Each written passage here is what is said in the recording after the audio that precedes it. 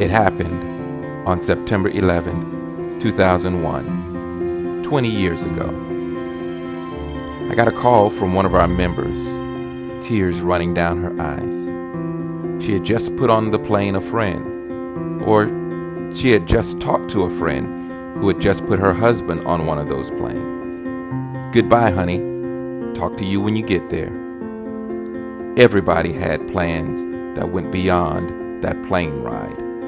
Tony Evans. I had flown from Chicago on a Monday evening and was called by my friend Vernon Jordan at 10 o'clock in the morning and told to turn on the television and look and see. And after that viewing, I am convinced that we have entered now a new era of our lives. Gardner Taylor.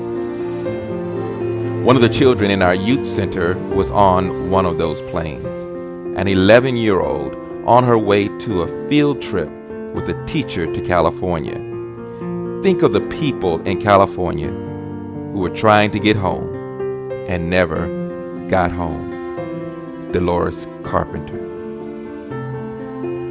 On Tuesday afternoon, September 11th, the day of the terrorist attacks on the World Trade Center and the Pentagon, and the downing of the plane in Pennsylvania, we saw thousands here in the yard in an ecumenical witness.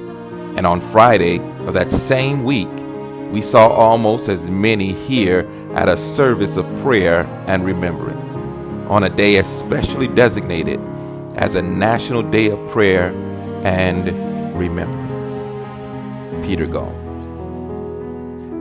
Memories such as these are not uncommon to those of us who will never forget that fateful day. However, these particular voices and sentiments are among a special chorus of homilists who had to both shoulder the personal burdens of that day's life-changing impact while carrying the added responsibility of finding for their parishioners the right words and striking just the right tone for the moment. Words and tones that would comfort, instruct, and encourage not only the religious faithful, but also a deeply wounded nation.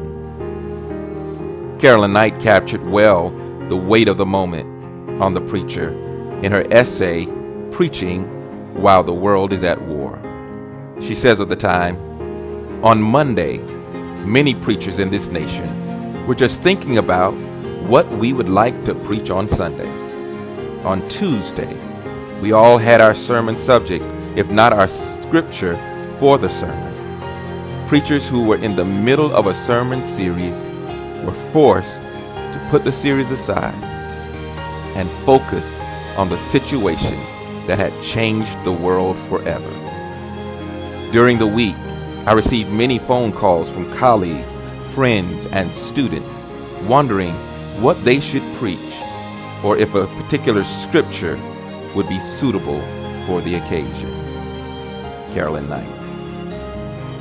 All across the United States and undoubtedly the world, this collaborative or at least contemplative buzz resounded among clergy, regardless of denomination affiliation, congregation size, or ethnic demography.